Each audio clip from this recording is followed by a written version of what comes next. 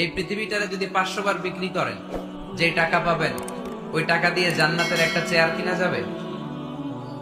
এই গোটা দুনিয়াটাকে যদি 10,000 বার বিক্রি করেন, যে প্রফিট পাওয়া যাবে ওই প্রফিটটা দিয়ে জান্নাতের একটা চেয়ার পাওয়া যাবে? আর যে জান্নাতটা মায়ের পায়ের নিচে পড়ে আছে, তাহলে ওই পা দুইটার দাম কত? সুবহানাল্লাহ পড়তে পারলেন না?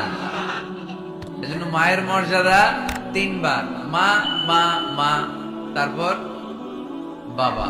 মান আহাক্কু বিহুসনি সাহাবাতি ইয়া রাসূলুল্লাহ, হে আল্লাহর রাসূল সবচেয়ে ভালো আচরণ কার সাথে করব? তোমার মায়ের সাথে, তারপর মায়ের সাথে, তারপর তারপর বাবার সাথে। তার মানে ইসলাম মাকে দিয়েছে গোল্ড মেডেল, কি মেডেল?